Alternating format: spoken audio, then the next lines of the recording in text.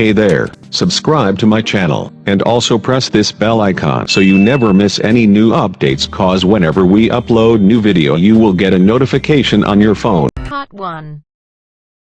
Listen to the news report about a robbery and then complete the notes from the detective's notebook. First, you have some time to look at questions 1 to 6.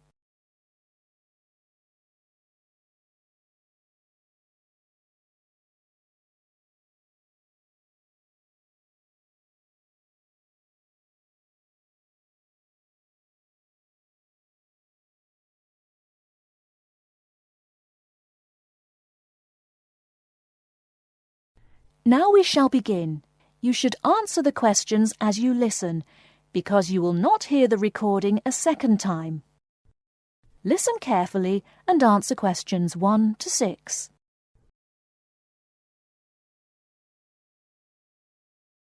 There has been an armed robbery this morning at the Halifax Building Society's branch on Edward Street. John Brinks is at the scene with Detective Sergeant Henry Lawson. Detective Sergeant, can you tell us what you know about the robbery? Yes, the raid took place this morning, shortly after 11:30, when a man accompanied by a woman went into the offices of the Building Society and asked to see the manager. There were no other customers in the building at the time. They were let into the manager's office, and the woman produced a gun from her handbag. Then they took the manager back out of his office and made him tell the cashiers to hand over all the money they had in the tills and in the safe. It came to about $25,000. Presumably, you have a number of witnesses. Yes, we have a good description of both of them. The man was about 1 meter 80 centimeters, around 35 years of age, with blue eyes and short, curly red or ginger hair. He was wearing jeans, a green sweater, and a 3/4 length blue coat. When he spoke to the cashier when he came in, he called himself Mr. Erickson, but we doubt whether that is his real name. But we do know that may be his real name. He also spoke with a strong Scottish accent, which may help us to trace him. Before you hear the rest of the conversation, you have some time to look at questions 7 to 10.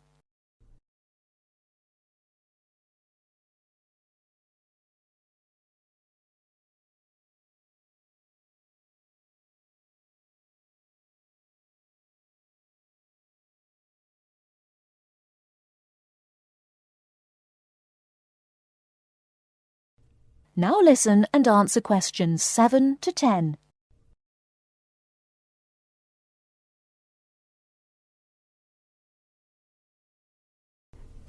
And what about the woman? Now, she is in her early 20s, slim and quite tall, about 1 meter 70 centimeters. She was wearing a long white raincoat, which was quite loose-fitting, and which she didn't take off.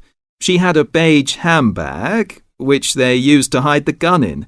She's got straight, shoulder-length blonde hair, blue eyes, and like the man, has a noticeable accent.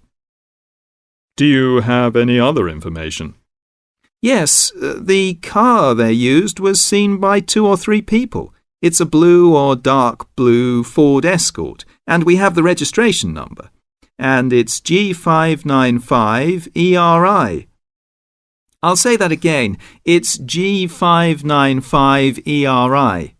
Now, the car was stolen from Bishopstone just over a week ago, so if anyone has seen it in the last week, we would like to hear from them. We also know that the car's front left headlight was broken when it was stolen, and is still broken, we think. So, you would like information from the public about the car? Yes, and the people. We're appealing to anyone who thinks they may recognise the 2 robbers or know anything about the car. We've set up an incident room in Swindon and the telephone number is 774529. So we would like people to ring us if they have any information. And of course, all calls will be dealt with in the strictest confidence. Thank you very much. Thank you. And the number again, if you have any information, is 774529. And now back to the studio.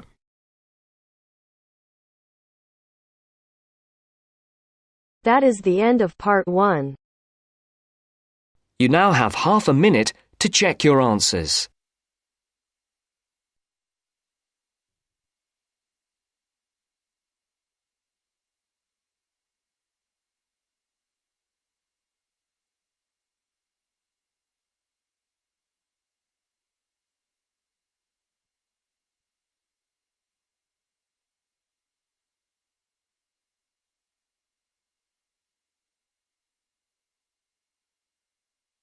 Now turns to part 2.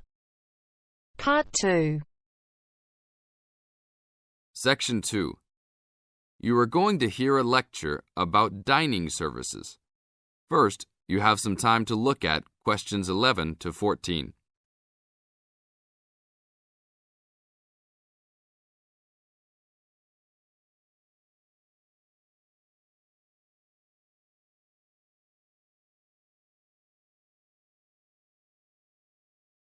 Now listen to the tape and answer questions 11 to 14.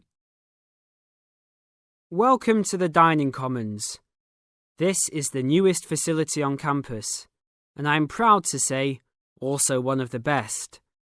I know that all university students miss eating home-cooked food.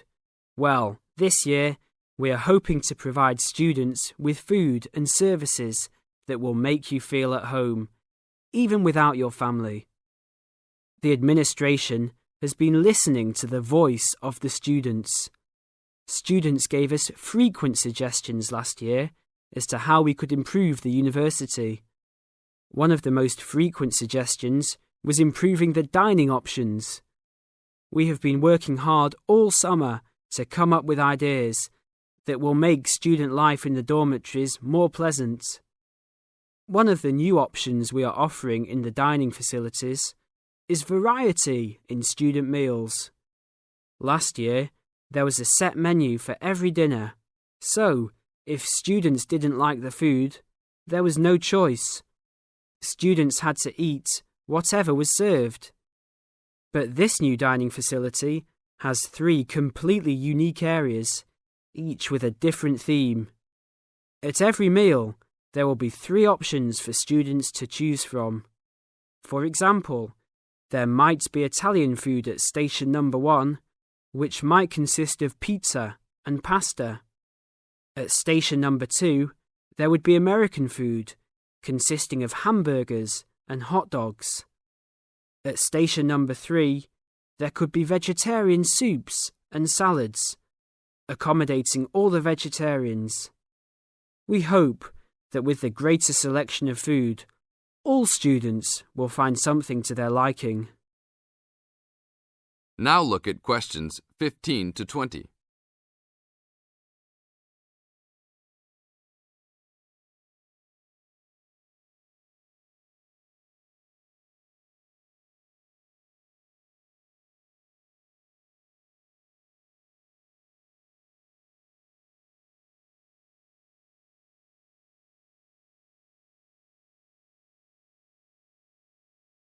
Now listen to the tape and answer questions 15 to 20. Not only will students have more options, the food will also be better. Each section of the facility will have a head chef. These are real chefs that have been trained in culinary school and have been hired specifically by the school to work in the dining facilities. All of the chefs have a speciality. The school is hoping that these chefs will prepare better tasting and more nutritious food. Every student will be able to make suggestions and also give their input as to which menus taste better. Last year, many students complained that the dining facilities didn't have very convenient hours. This year, we hope to change that. We will open for breakfast at 6 a.m. to accommodate all the early risers.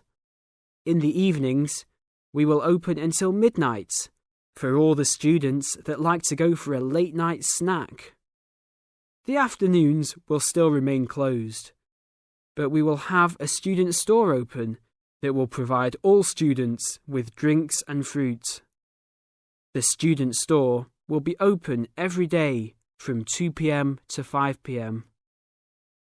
Every student that has paid full tuition and dormitory fees has already paid for their dining facility fees. Students can eat at any time and in any amount for free. If you are a student that does not live in a dormitory, you can still purchase a dining facility card. This card will entitle you to the full services of the dining facility. This card is available only for students and is not open to the general public. If you are not a student and wish to dine here, you must purchase meals at the door. There are a few rules to follow. Even though we do not limit the amount of food that can be taken, we do not want students to waste food. Please do not take more than you can eat. Also, every student must clean his or her own trays and plates. We will provide plates and trays for student use, but please do not abuse these items. Please do not leave your plates on the tables.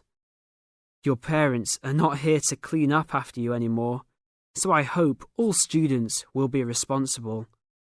Thank you for your attention and enjoy the upcoming year. That is the end of part 2. You now have half a minute to check your answers.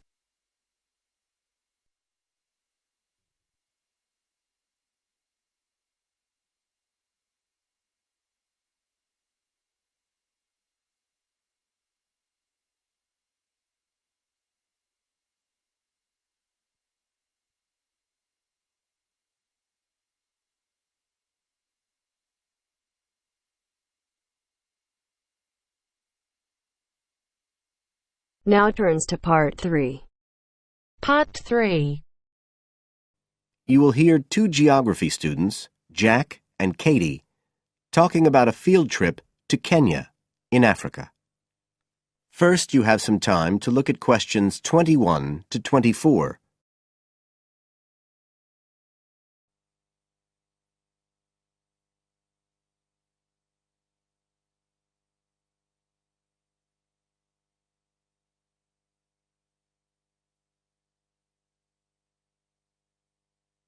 Now listen carefully and answer questions 21 to 24. Katie, hi. Thanks for inviting me round. Oh, thanks for coming. I know you're up to your neck in finals revision, but I've got to make up my mind about next year's geography field trip, and I'd really like your advice. We've got to choose between an African trip and one in Europe. They've told us a bit about both trips in the lecture, but I really can't make up my mind, and I know you did the African one last year. That's right. So, where exactly did you go? I mean, I know it was in Kenya, in East Africa. Yes. Well, we were right up in the northwest of the country. It was beautiful. We stayed in a place called the Marich Pass Field Studies Centre. Right. Dr. Rose said the accommodation was traditional African-style cottages. He had a special name for them. Bandas. Yes, they're fine. You have to share, 2 or 3 people together. They're pretty basic, but you have a mosquito net. They don't provide spray, though, so remember to take plenty with you. You'll need it. And there's no electricity in the field centre. You'll have hurricane lamps instead. They give a good light. It's no problem. What about places to study? Dr. Rose said there was a library? Yes, but it's quite small. There's a lecture room as well, but most of us worked out in the open air. There are plenty of places outside, and it's so beautiful. You're right in the middle of the forest clearing. I gather it's a relatively unmodernized area. Definitely. They actually set up the centre there because it's on the boundaries of 2 distinct ecological zones. The mountains, where the people are mainly agriculturalists, and the semi-arid plains lower down, where they're semi-nomadic pastoralists. Before you hear the rest of the conversation, you have some time to look at questions 25 to 30.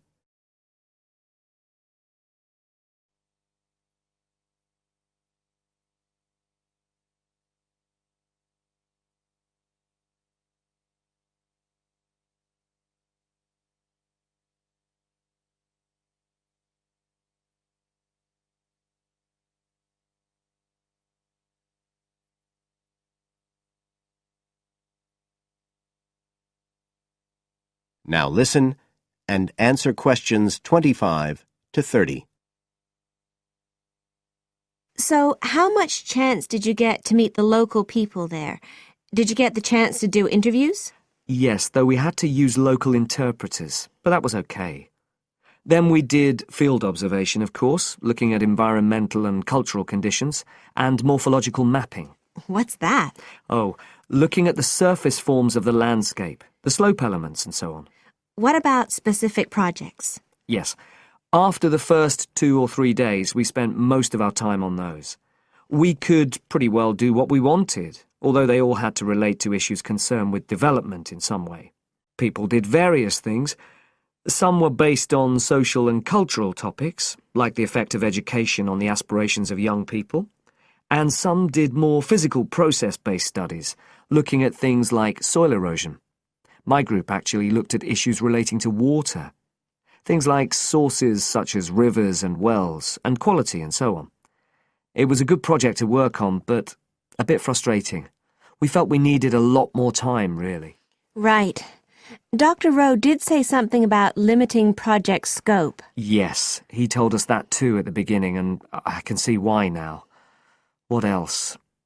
Well, we had some good trips out as part of the course. We went to a market town, a place called Sigur. That was to study distribution. And to look at agricultural production, we went to the Weiwei Valley. That's an important agricultural region. And what about animals? Did you have a chance to go to a national park? Sure. We did a trip on the last day, on the way back to the airport at Nairobi. But actually there was lots of wildlife at the field centre. Vervet monkeys and baboons and lizards. It does sound good. It was excellent, I'd say. In terms of logistics, it was very well run.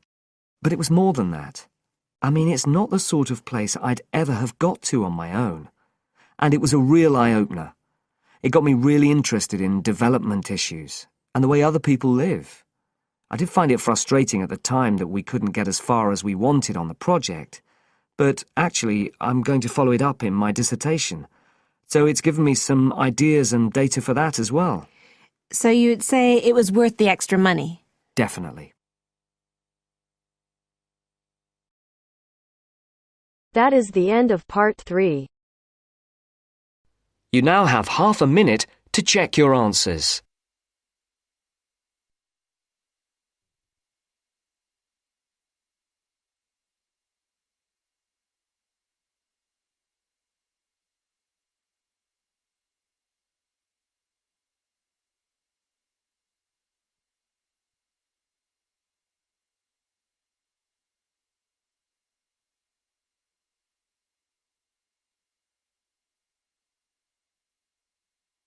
Now turns to part 4.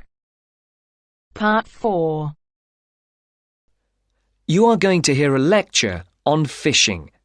First, look at questions 31 to 36.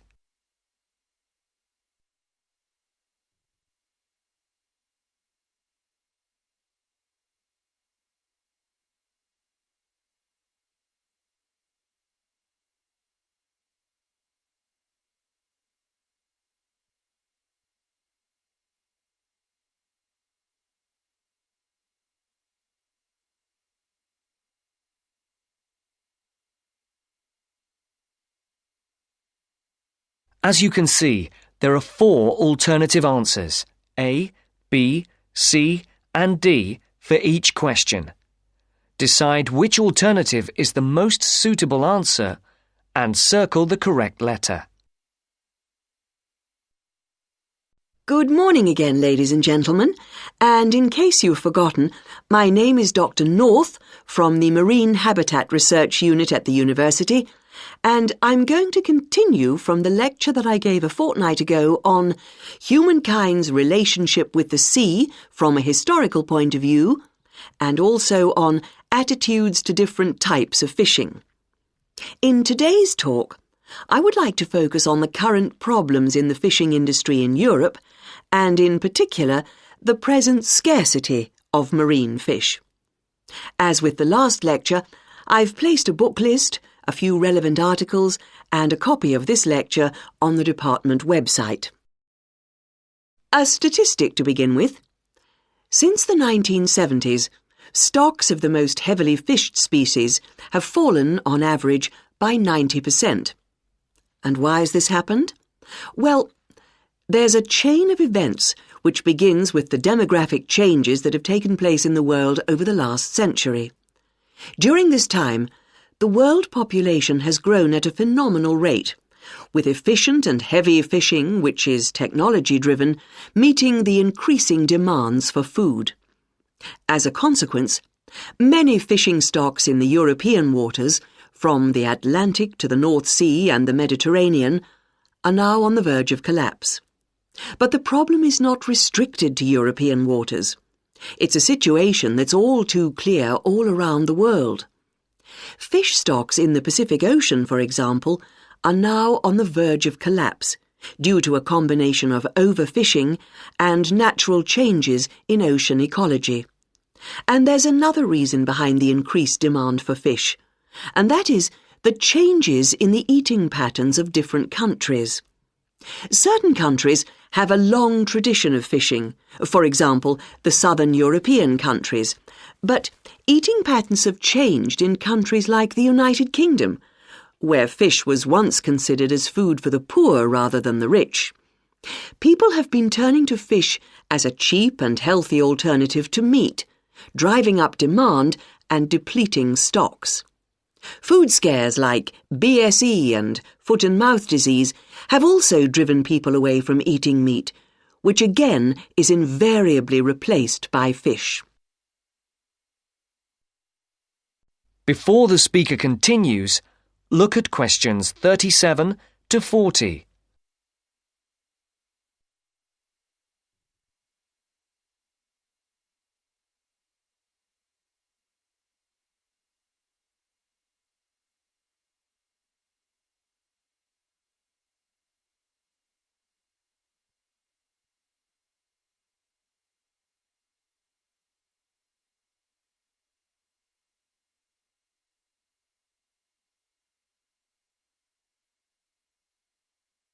As you listen, complete the table.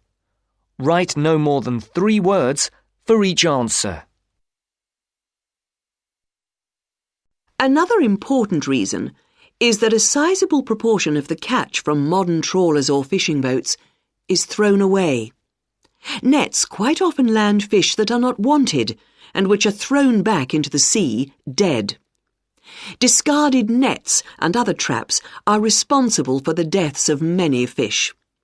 Our seas, like the rest of our environment, are littered with rubbish, which also destroys lots of fish.